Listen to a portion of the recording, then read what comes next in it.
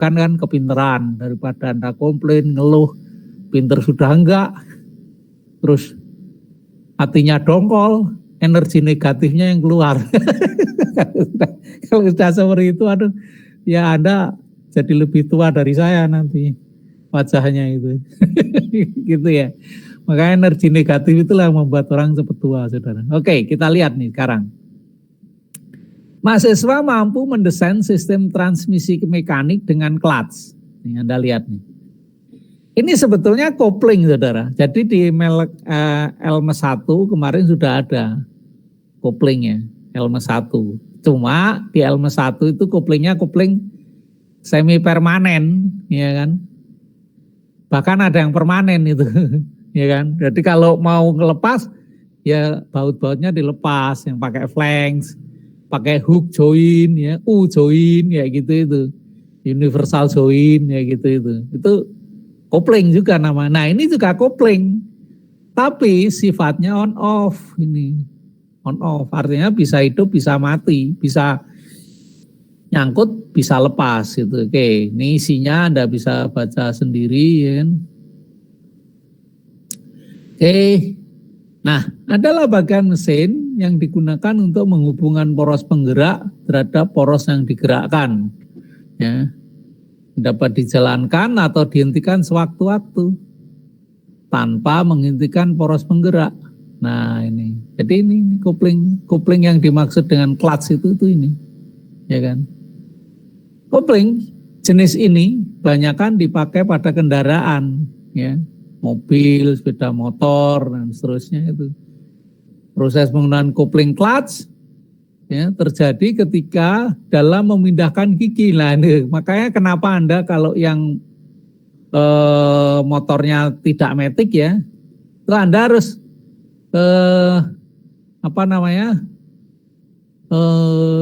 narik itu pedal kopling ya, mobil atau handle kopling itu ditarik itu supaya koplingnya tidak nyangkut. Nah, ketika tidak nyangkut Anda baru memindahkan gigi seperti itu yang tidak matic. Loh Pak, kalau matic itu berarti nggak pakai kopling? Enggak, tetap pakai saudara. Kopling, jadi jangan kalau orang awam kan, wah ini nggak pakai kopling Pak. Terus pindahin giginya pakai apa? Ya, tetap pakai kopling, cuma koplingnya matic gitu loh. Matic, tidak perlu diinjak pakai pedal gitu. Matic. Terus pakai apa? Nah, nanti akan kita lihat. Ya, ada sensor mekaniknya gitu. Nah, sekali lagi, ini kopling yang saya maksudkan, clutch yang saya maksudkan, yang kita bahas hari ini itu adalah mekanik ya, bukan fluid. Memang ada Pak, kopling fluid ada. Kopling hidrolik itu saudara. Jadi namanya converter, torque converter. Nah, kalau Anda dapat mata kuliah hidrolik Anda boleh nanya itu ya. Converter, torque converter, pengubah torsi. Ya, itu torque converter. Itu nama kopling fluid itu. Nah, itu mobil-mobil matic pakai itu. Kalau motor matic enggak ada. Kopling itu enggak ada, enggak pakai fluid karena dengan fluid itu berarti butuh pompa hidrolik ya dan lain-lain sebagainya, butuh tangki hidrolik dan lain-lain sebagainya gitu ya. Nah, dalam hal ini kita bicara mekanik ya. Memindahkan gigi atau menghentikan kendaraan, poros yang digerakkan atau roda gigi harus berhenti. Tapi poros mesin berputar terus. Nah, itu maksudnya. Jadi engine nggak perlu dimatiin untuk melepas dan memasangkan kopling gitu ya. Itu seperti itu intinya, pindah gigi gitu ya. Nah, kemudian untuk itu poros yang digerakkan dilepaskan dari poros penggerak. Ya. Memasang dan melepaskan poros dihasilkan oleh alat yang disebut kopling clutch. Ini saya cenderung menyebutnya clutch, saudara. Karena nama engineeringnya itu, saudara. Ya kan? Nama engineeringnya itu. Ya. Oke. Yang dioperasikan dengan tuas atau pengungkit atau pedal kaki gitu ya. Nah, itu saudara. Tapi bukan berarti yang matic nggak ada pedal kakinya itu terus nggak ada tuas koplingnya, itu bukan berarti nggak pakai kopling, tetap pakai kopling. Hanya koplingnya bekerja secara otomatis. Otomatisnya gimana? Berdasarkan RPM. Ya, itu kalau motor matic gitu ya. Jadi kalau RPM gasnya Anda tarik, besarin gitu, maka RPM mesin naik. Nah, ketika RPM mesin naik itu koplingnya nyangkut. Nah, itu. Makanya itu matic gitu saudara. Nah, nih jenisnya ada ini. Kopling clutch positif dan kopling clutch gesek. Nah, yang positif kayak apa? Ini ini nggak ada di motor ya, jarang, bukan jarang, nggak ada pasti. Karena ini nyangkut, ini tidak berdasarkan gesekan, tapi berdasarkan sangkutan. Jadi ini masuk di nicrak gitu loh, nyangkut. Ini poros penggerak, ini poros yang digerakkan. Ini juga ini, cerak mancep di sini, ya udah nyangkut, maka ini ikut berputar. Adanya Anda bisa lihat di mesin press tool itu, ya, di mesin press yang dekatnya hidrakat itu.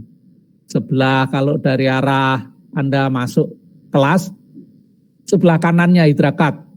Itu ada flywheelnya. Kayaknya koplingnya kayak gini nih. Maka bunyinya jerak gitu terus. Nah itu ya. Nah kita nggak akan bahas ini ya kan. Ini kan sama dengan roda gigi. Hanya posisi roda giginya aksial bukan radial. Ini ya kan. Oke. Jadi bahasan kita yang mana? Kopling gesek. Nih Anda bisa baca deskripsinya di situ. Nah hal yang perlu dipertimbangkan, nih, diperhatikan. Pertama ini, ya, nih,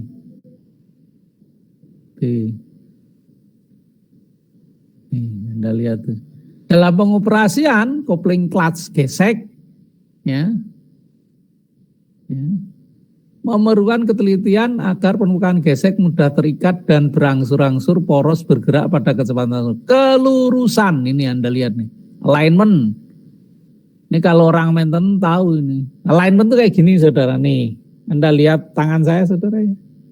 Nih ini alignment nih. Nah kalau Anda maintenance tahu ini misalignment ini. Ya, alignment ini satu keharusan saudara. Ya kan? Kalau begini, ini misalignment itu, ya seperti itu. Anda lihat di situ, ya kan? Nah ini alignment. Atau kalau bahasa engineering yang lebih rinci dalam manufakturnya, koaksial. Koaksial. Anda dapat gambar mesin ya, saudara? Halo? Dapat, Prof. Nah, siapa yang ngajar? Halo? Siapa yang ngajar? Pak Sugeng, Pak. Pak Sugeng, ya oke. Dapat nggak itu yang saya sebutkan tadi? Ada di topik apa itu tadi? Koaksialitas.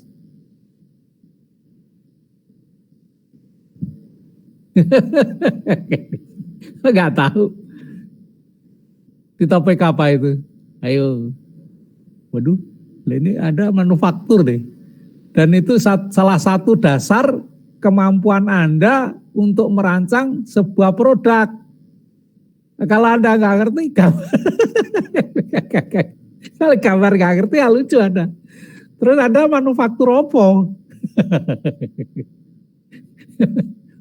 Manufaktur barang teknik, Mbak, saudara, bukan manufaktur makanan. Geplak. Kuliah online ini di Indonesia ini sebetulnya keterpaksaan, sebenarnya. Keterpaksaan. Oke, secara infrastruktur ya, kita nggak memadai kok, nggak memadai. Internet, internet kebetulan kalau di Jakarta ini enak ya. Itu provider apa namanya internet itu. Mana mau dia masang di Papua, yang pakai nggak ada, terus yang bayar sopo. Ya kan, itu satu, infrastruktur internet. Terpaksa. Yang kedua, secara kultural, saudara. Jadi kalau teorinya Mahatma Gandhi, sekolah itu seperti penjara, itu berlaku di Indonesia hari ini, saudara. Terpaksa, saudara, dipaksa. Nah, padahal kuliah online ini yang dibutuhkan kesadaran. Kesadaran, kebutuhan Anda, kebutuhan siswa, kebutuhan mahasiswa untuk tahu. Minimum tahu aja lah, nggak usah jadi pinter dulu dah. Untuk tahu tuh nggak ada, saudara. Jadi kebutuhan anak didik di pendidikan kita itu instan. Yang dibutuhkan apa? Ijazah. Lulus. Makanya saya bilang lulus dan ngerti itu beda konteks gitu loh. Iya kan? Beda konteks. Kalau lulus itu konteksnya legal formal, administratif, berijazah tadi. Kalau ngerti itu konteksnya ada di otak, di pikiran kita. That's our problem, you know. Makanya jujur aja, saya itu nggak percaya dengan sertifikasi, saudara. Anda lulus kan disertifikasi, emang terus pinter? Enggak. Jangan percaya dengan sertifikasi, omong kosong itu. Silakan Anda yang mungkin Anda mau ngobrol sama direktur pendidikan vokasi, silakan. Omong kosong, percaya deh. Jangankan sertifikat, saudara, ijazah aja bisa dibeli. Apalagi sertifikat. Wah, jauh. Ini problem kita itu, saudara. Apa yang mendasar? Problem kita adalah kejujuran. Kebutuhan anak didik untuk menjadi lebih pinter. Seperti itu. Itu enggak ada. Makanya saya nanya, jadi hal-hal yang simple. Saya dulu ngajar gambar, saudara. Gambar teknik, gambar mesin. Gambar mesin itu dulu ada gambar mesin 1, gambar mesin 2. Kalau Anda diajari Pak Aulia, Anda diajar enggak? Sorry, Pak Aulia, tahu ya Anda? Tahu ya? Pak Rahmat Subarka tahu ya? Diajar enggak? Tahu ya Pak Rahmat Subarka? Itu dulu saya yang ngajar itu. Pak Aulia tanya, itu suka komplain ke saya, Prof, ini dulu yang menilai Prof Agus ini gambarnya. Lah iya, itu kamu gambar sendiri, apa digambarin orang itu.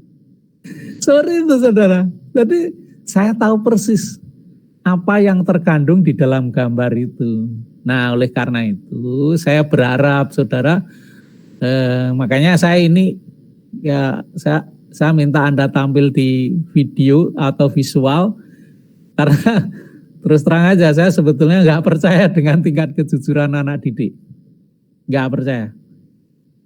Itu aja. Jadi saya serius kayak gini, ternyata ada mahasiswa yang tidur. Ya, saya nggak tahu, aduh. Ya saya sih nggak apa-apa, yang butuh Anda, tapi kan nggak lucu aja kalau saya membiarkan karakter Anda seperti itu, kan saya nggak bertanggung jawab, meskipun tidak ada kewajiban saya. Karena apa? Tingkatan Anda sudah dewasa. Yang butuh pengetahuan, yang butuh ilmu itu Anda. Nah, itulah bedanya dengan pertama di luar negeri.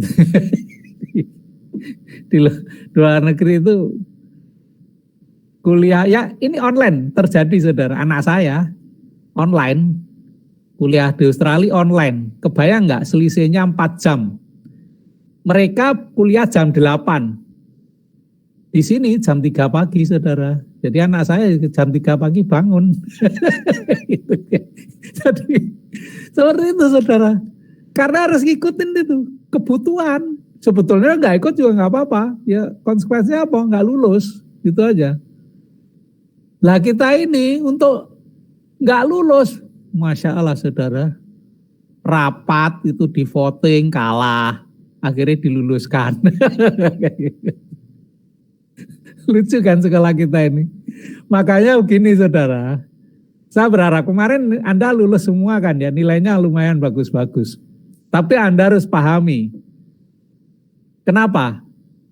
Itu kan soalnya sama dengan contoh soal latihan terakhir kan, bener nggak? UAS. Iya enggak?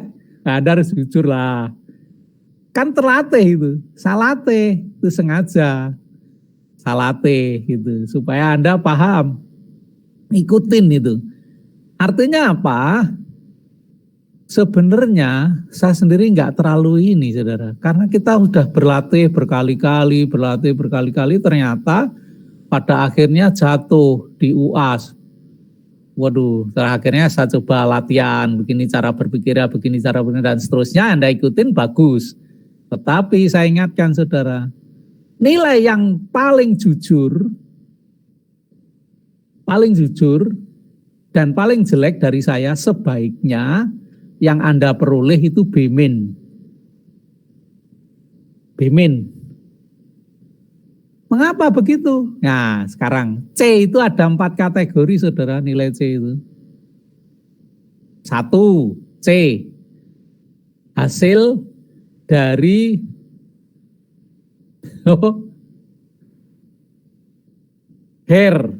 perbaikan. Ya kan? 2, C. C yang jenis 2. Hasil dari kemalasan dosen daripada repot. Yang penting aman, C udah nggak ngasih hair kan? Ya kan? Terus 3, C. Asli kepintaran Anda. Asli C. Keempat, C. Hasil rapat.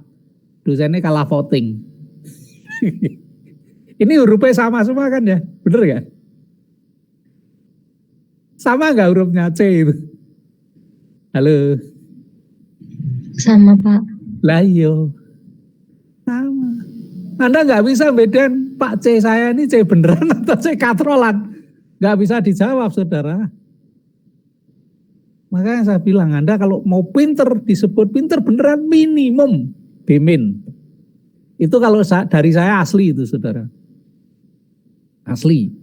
Ya kepintaran Anda segitu. Kenapa saya berani mengatakan asli? Nah, Anda perhatikan nih, cara saya membuat penilaian kemarin. Kan kita berapa kali kuis? 11 kan ya? Kalau nggak salah ada 13, 1 UTS, 1 UAS. Nah, itu nggak semuanya saya pakai, saudara. Yang saya pakai, pertama, yang rata-ratanya lulus. 1. Kedua, yang deviasinya tinggi. Ya, artinya Anda kerja sendiri-sendiri gitu loh ya. Pak, lulus semua 100 nilainya semua sekelas. Tapi deviasinya 0, itu enggak saya pakai. Kenapa? Pertama, itu kegampangan. Kedua, itu kerjasama. Nah, yang paling mungkin kerjasama. Jadi enggak saya pakai. Seperti itu, saudara. Nah, terus kemarin nilai akhir itu, Anda tahu UAS-nya itu 50%, saudara. Maka nilainya tinggi-tinggi. Banyak kan UAS-nya bener. Mengapa bener? Karena dipandu. Ngikuti kuliah terakhir latihan soal. Nah, ya kan. Anda kan tinggal mindahin aja. Kan cuma tak geser itu. Ya kan? Pulinya saya pindahin kan. Artinya dari kanan ke kiri, dari kiri ke kanan itu. Tapi Anda sudah lumayan, kepintaran Anda sudah memadai itu ya kan. Seperti itu. Jadi itu 50% bobotnya. Terus UTS-nya 30%. Terus kuisnya 20%. Seperti itu yang kemarin itu saudara. Loh Pak, yang hari ini gimana? Hari ini saya belum membuat keputusan. Mengapa? Karena saya akan lihat petanya. Itu cara saya saudara. Jadi Anda jangan memaksa saya, Pak, bobot-bobotnya sekali lagi, kalau bobot itu tak paksain masuk, banyak yang nggak lolos. Nah, itu cara berpikir saya, saudara. Jadi nggak ada dosen itu membuat Anda nggak lolos itu. Ya, biarpun Anda kadang-kadang ninggalin tidur, tapi tetap aja saya mikirin supaya Anda itu bagaimana supaya nggak ketinggalan itu. Oleh karena itu, itulah keseriusan saya, saudara. Oke. Ya, gitu ya. Kembali lagi ke tadi. Gambar mesin tadi. Koaksialitas kembali lagi, koaksialitas. Ini kembali gambar desainnya itu koaksialitas. Di gambar teknik topiknya apa itu?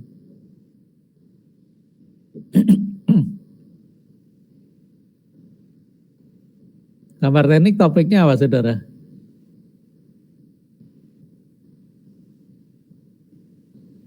Halo.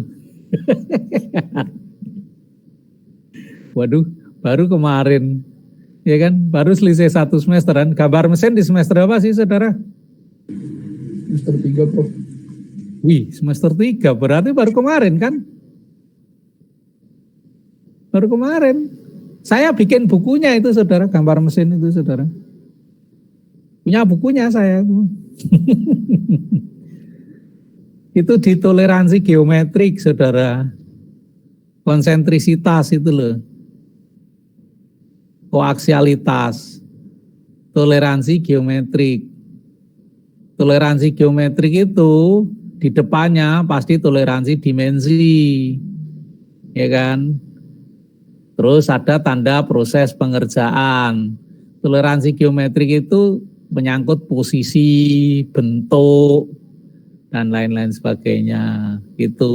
Jadi Anda harus paham benar itu. Kalau enggak, ya enggak lucu aja. Anda itu manufaktur deh. Oke, kembali lagi ke sini ya. Berikutnya. Yang tepat dari bearing harus diperhatikan dan sebaiknya ditempatkan sedekat mungkin dengan plat. Hal ini harus diperhatikan. Nih, Anda perhatikan. Pertama, nih, bidang kontak. Ya. Bidang kontak harus menghasilkan gaya gesek yang bisa mengangkat dan menahan beban dengan tekanan kecil yang masuk akal antara bidang kontak. Anda perhatikan ini. Karena fokus kita ada di poin 1 ini. Ya kan? Yang kedua, kalor gesek yang harus dibuang dengan cepat dan kecenderungan untuk menyerap panas sebaiknya sekecil mungkin. Nyerap terus ditahan, itu koplingnya bisa kebakar gitu. Ya maka kadang-kadang ditanjakan itu ya. Itu bau kopling kebakar atau bau rem kebakar itu. Yang kemarin bis yang nyungsep di Wado itu. Itu kayaknya supirnya nggak ngerti itu main main apa nyamannya. Dia main rem. Itu yang bahaya di situ. Ya, akhirnya ngerem terbakar, harusnya pakai gigi besar, gigi 1 sehingga dia bisa self braking, ngerem sendiri gitu ya. Nah, tapi nggak ngerti ya sudah nyungsep akhirnya.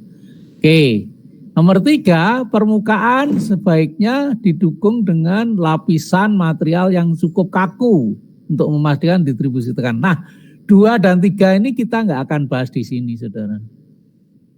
Dibahas di mana? Ya dibahas nanti kalau Anda masuk perancangan. Nah, yang di sini kita hanya bahas ini nomor 1.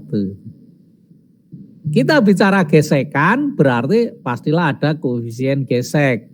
Koefisien gesek itu besarnya di bawah 1. Kalau sama dengan 1 berarti itu nyangkut, bukan gesek. Itu ya, seperti itu, saudara. Oke.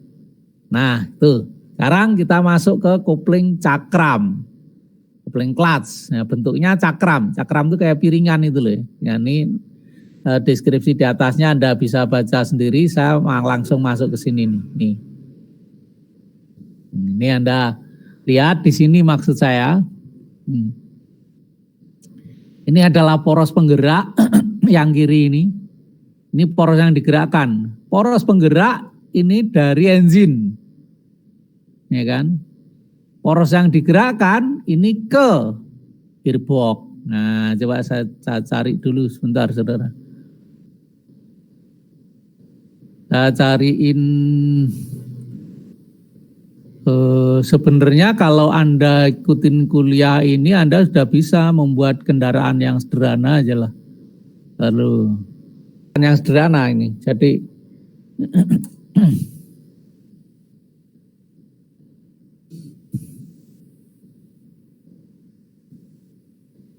bentar, saya carian. Sambil nunggu ya. Nah ini, jadi ini dari engine, ya. Dari mesin ini ke gearbox atau ke gear transmission. Nah, ini namanya interface antara engine ke transmisi. Siapa yang mengantarai, siapa yang menghubungkan, ya clutch ini. Nih. Jadi cara kerjanya kayak gini, ini nempel ke permukaan ini nih saudara, nempel. Jadi siapa yang menempelkan pegas? Nah, jadi ada pegas di situ ya. Nah, jadi kayak gini nih saudara, nih kayak pegas kayak gini dan reaksinya di sini nempel, nah, nempel. Ingat ini berputar ya, sehingga kalau Anda bisa berimajinasi di gambar saya, permukaan clutch-nya itu kayak gini.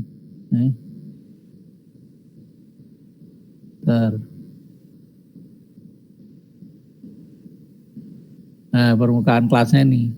Ini saya beri tanda plus. Ya, tanda plus biru. Ini reaksi ini. Nah, reaksi ini. Yang merah ini. Nah, kemudian saya beri garis hijau. Inilah gaya tangan sial. Nah, gaya tangan sial ini sebagai FF. Nah, FF itu sama dengan mu kali W.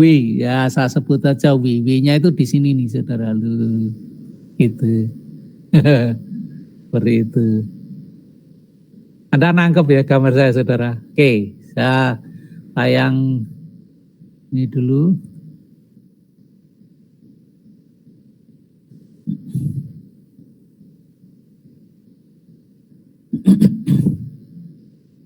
Ntar dulu saya carikan gambar konstruksi transmisi ya.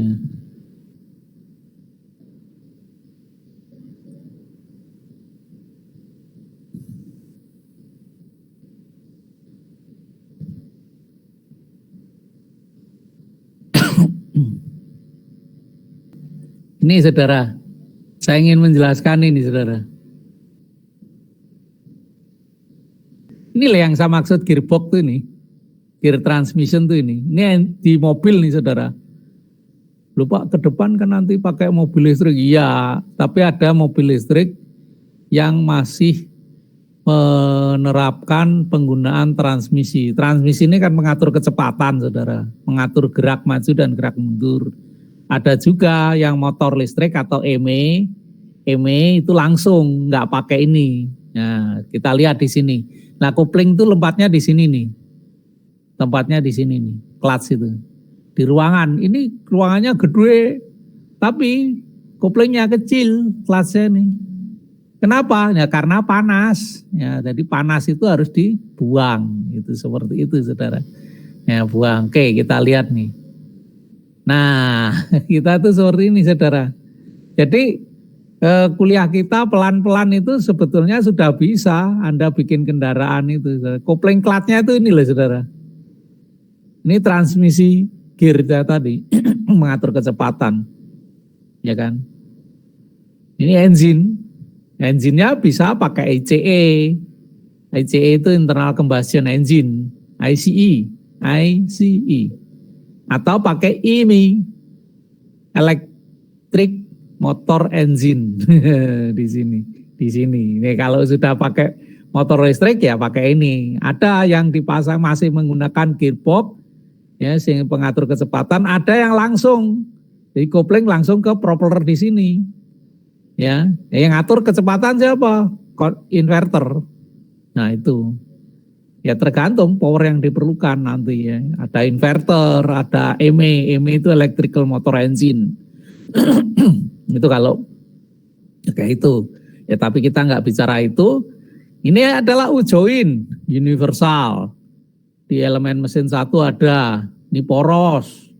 Di elemen mesin satu ada. Ya kan? Ini universal, ini poros. Inilah differential gear. Belum nyampe, ya kan? Nah di sini nanti Anda akan belajar dari planetary gear, roda gigi planet, itu. Terus rem, nah nanti minggu depan setelah topik ini masuk rem. Rem yang ada di mana? Di sini. Ada yang pakai tromol, ada yang pakai cakram, gitu, ya kan? Itulah saudara sebenarnya ini tadi yang ruang kopling itu ini, rumah kopling ini transmisi gear. Ini kemana? Ini hook joint tadi, universal joint ke propeller. Nih ke sini dulu, ya, ya ke propeller, ini propeller drive shaft dan seterusnya.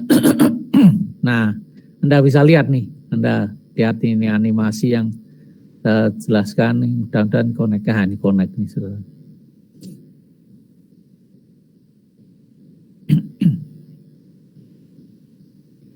Ya, nah itu ya.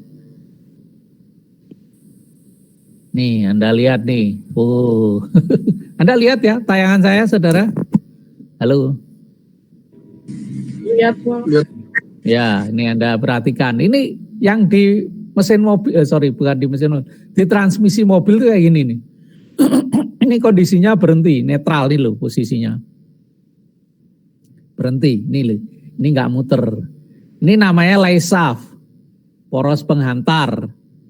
Nah, poros keluarannya kemana? Di atasnya ini. Di atasnya ini. Nah, kita lihat. Saya pengen maju mobilnya, gigi 1 ini.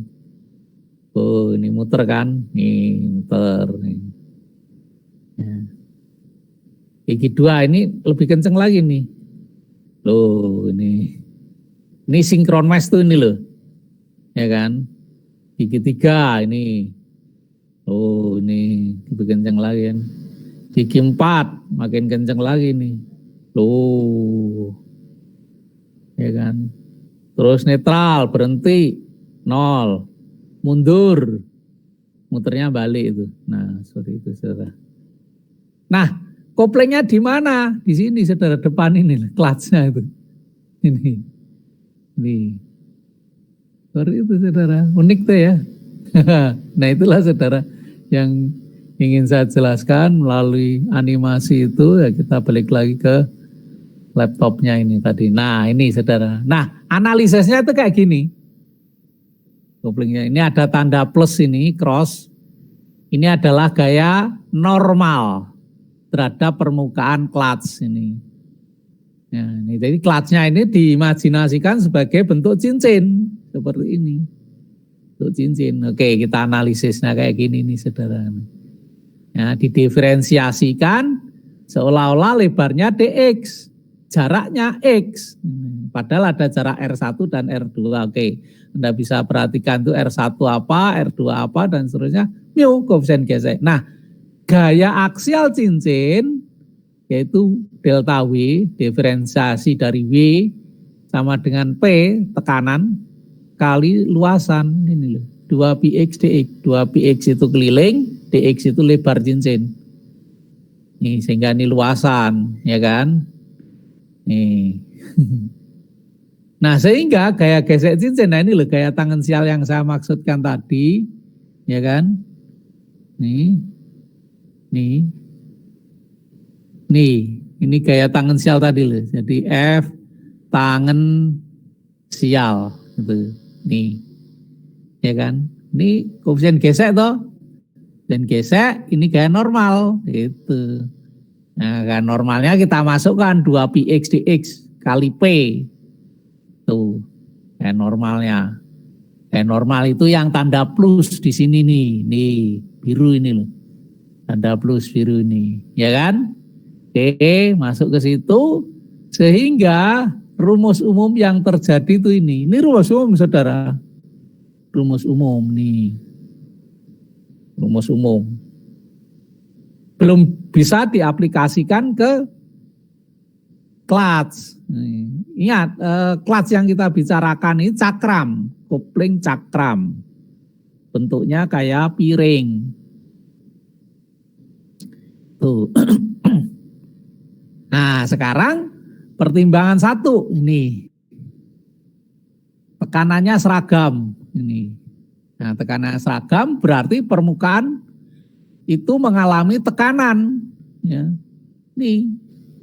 Gaya normal dibagi luasan. Nih. Ya. luasan penampang, ya kan? Luasan penampang cincin tuh. Kan PR kuadrat ya dikurangi R2 ya, itu luasan penampang cincin seperti itu. Nah, sekarang torsinya gimana? Sehingga nih Anda lihat nih torsi yang dipindahkan, ya kan? Px kuadrat dx ini sebagai apa namanya?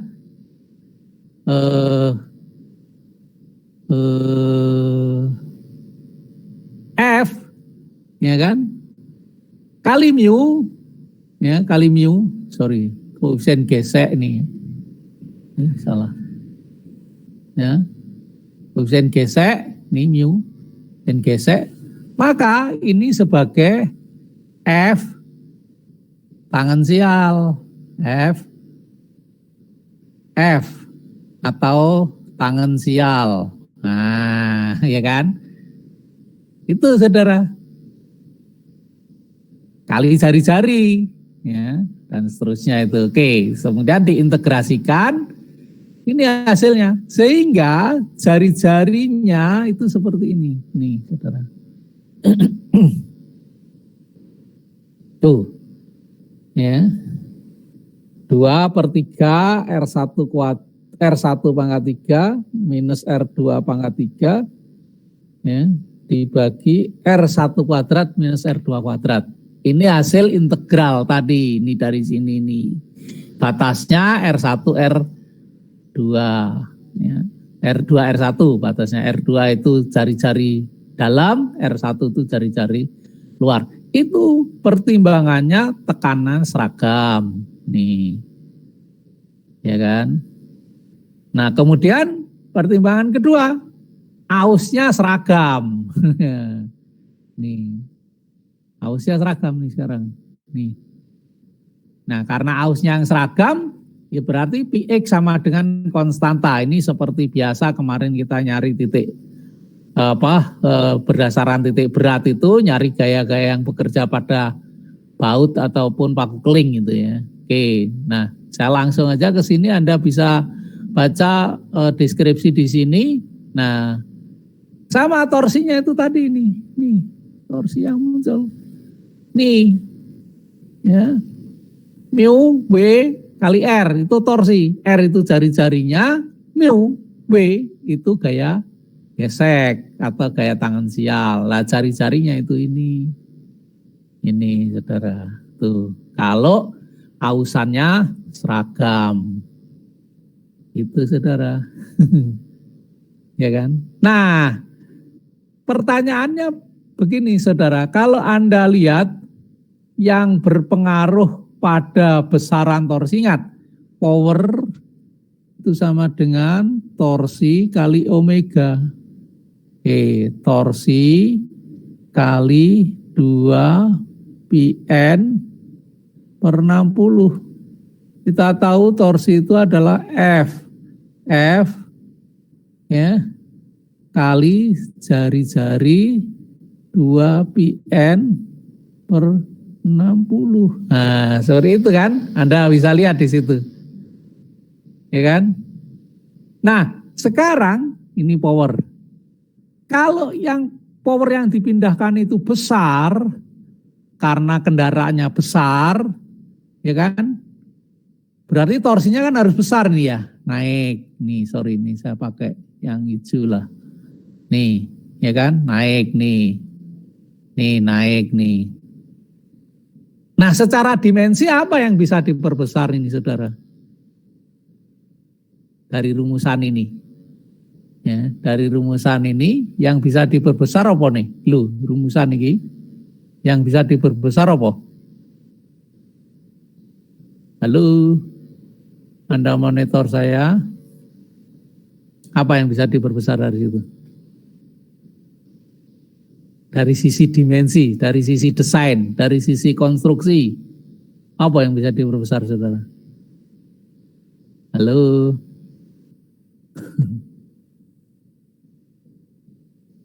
Halo, saudara? Apa yang bisa diperbesar di sini? Halo? Apa saudara? Apa? Kok ada yang nyaut tapi enggak kedengeran? Waduh, mati lagi. Apa yang bisa diperbesar dari situ saudara? Apa yang bisa dinaikkan? Nih. Dari rumusan ini. Jari-jari bukan? Jari-jari. R-nya, iya betul. R-nya diperbesar. Nih R-nya dinaikkan. Duh. R-nya bisa dinaikkan. Yang kelihatan kan itu. Iya kan? R-nya dinaikkan. Nah kalau R-nya dinaikkan berarti couplingnya semakin besar. Ya toh? Untuk mengatasi hal itu maka dipakailah ini saudara nih. Anda lihat tuh. Ya kan? Pakai apa? Ditambahi berlapis. Jadi permukaan geseknya dengan R-nya tetap, permukaan geseknya diperbanyak. Gitu. Maka muncullah torsi yang lebih besar. Nah, N inilah yang menunjukkan permukaan kontak gesek. Jari-jari ini tetap nih. Besaran N itu seperti ini saudara nih, Anda lihat nih.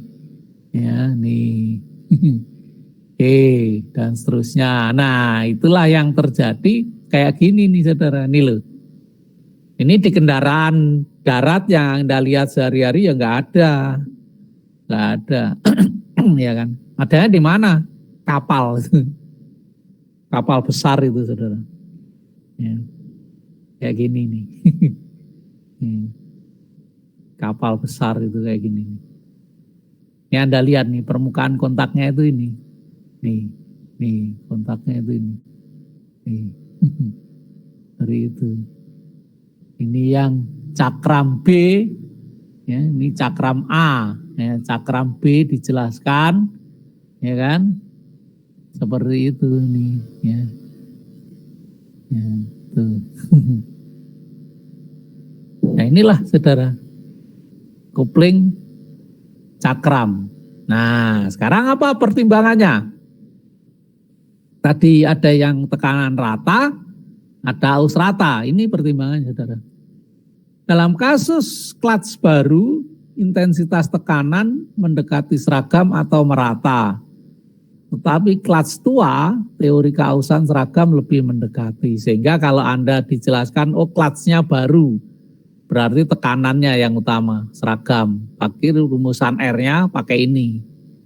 Nih, ya kan? Kalau clutch-nya lama, berarti rumusan R-nya pakai ini. Ya, seperti itu. Kemudian teori tekanan yang seragam memberikan torsi gesekan yang lebih tinggi daripada teori keausan yang seragam.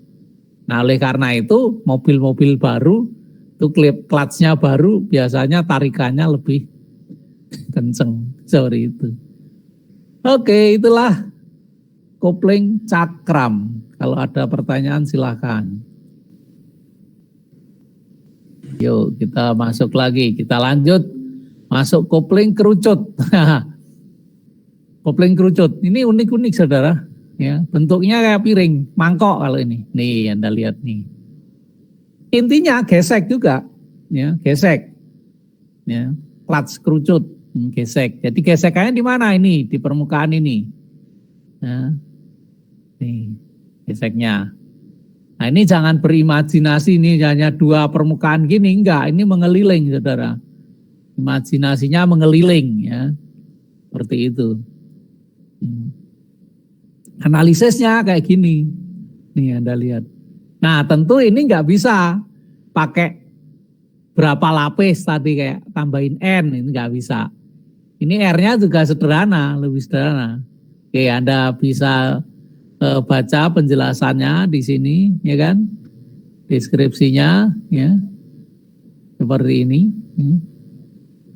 Nggak bisa lihat nih, ini R1 berarti R yang bawah, R1 itu R yang atas, R2 itu yang R bawah, ini, dan seterusnya, ya kan? Nah, ini, saudara. Ini pegas, ini tetap berfungsi sebagai gaya normal terhadap permukaan ini, ya. Hanya ini permukaannya nggak aksial, gaya normalnya nggak aksial, tetapi melintang, miring, ya, karena ini kun, ya, konis, atau kerucut, ya kan? Ya tetap pakai shifting groove ini, jadi tarik mundur, ya, pakai kayak garpu gitu ya, namanya fork, ya. Garpu ditarik mundur gitu. Sehingga ini tidak connect, ya, unengage. Ya kan, kalau dilepas ya dia engage, nempel gitu loh, nyangkut, ya, dan seterusnya. Nah rumusannya kayak ini, Anda lihat dulu ini. Oke, saya langsung aja torsinya kayak gini. Sama, torsi itu awalnya ya F kali R. F itu yang dimaksud F gesek, F tangensial, sorry. Nah, sehingga F inilah yang memunculkan sehingga diurai kayak gini. Loh, ini loh. Saudara, ini. Sederhana kan, saudara? Itu kopling kerucut.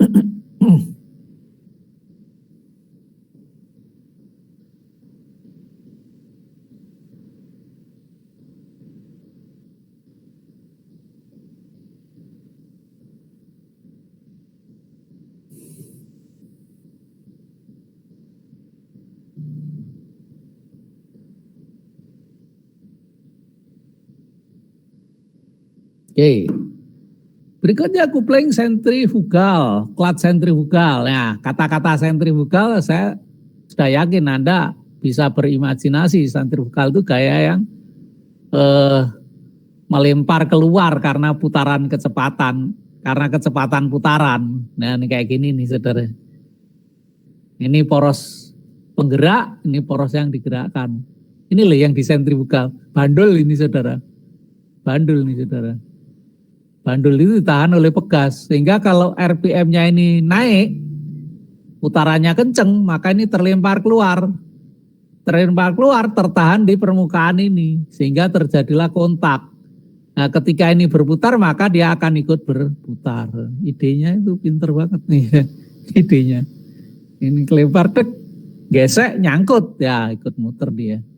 Seperti itu. Nah, dugaan saya, meskipun nggak persis seperti ini, kopling sentrifugal inilah yang dipakai di motor matic, itu saudara. Makanya motor matic itu ketika gasnya dikencengkan, ya kan, berarti RPM motornya naik kan, driving shaftnya RPM-nya naik itu. Nah, ketika naik dia memunculkan sentrifugal pada bandul ini, sepatu ini, sehingga keluar, ya, nyangkut di sana, kluk, nyangkut di sini, kluk, muter lah dia. Nah seperti itu motor matic, meskipun bentuknya tentu saja nggak persis seperti ini, ya kan? Oke, analisisnya kayak apa? Nah ini Anda lihat nih analisisnya. Ini titik berat dari bentuk segmen, ya, bentuk segmen dari sepatu, ya. Karena ini melingkar, ya ini jari-jari ini harus sama ini, ya. Ini F ini adalah gaya gesek yang berfungsi gaya tangensial. Anda lihat PS ini P spring, jadi gaya yang menahan oleh pegas. Ini PC gaya sentrifugal, ini terlempar keluar, saudara. Ini titik beratnya ini yang menjadi jari-jari putar dan seterusnya ini, saudara, sehingga torsi yang dipindahkan seperti ini nih, saudara nih. Anda lihat di sini, ya, nih. Nah.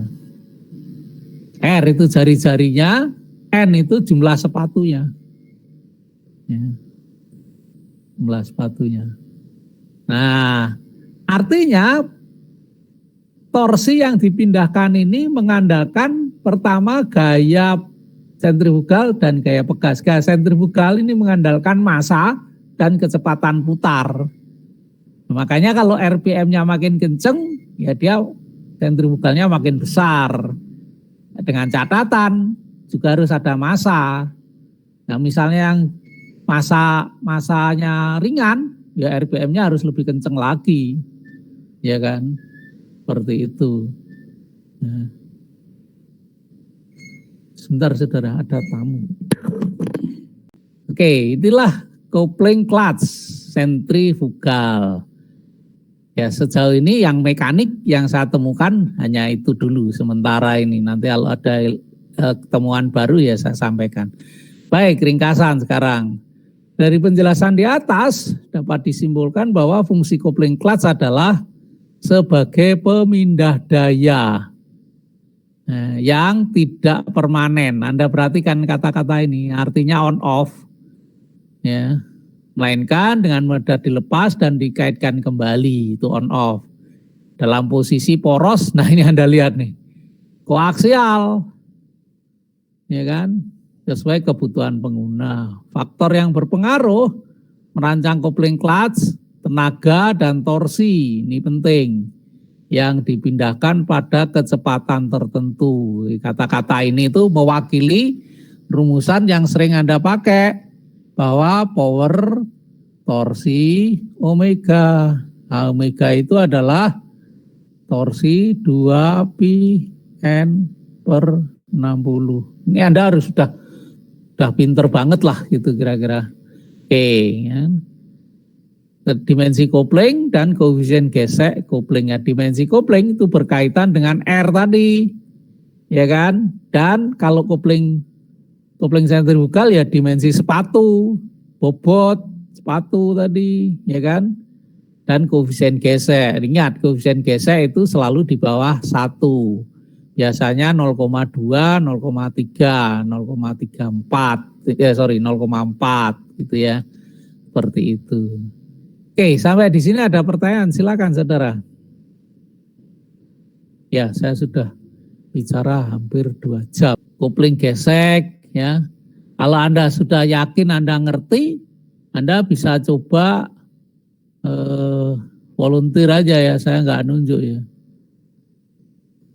Di situ ada soal evaluasi 1, ya, dan seterusnya. Anda bisa coba-coba di sana ya. Anda boleh tayang, Anda boleh tampil resen, nanti saya beri ruangan whiteboard.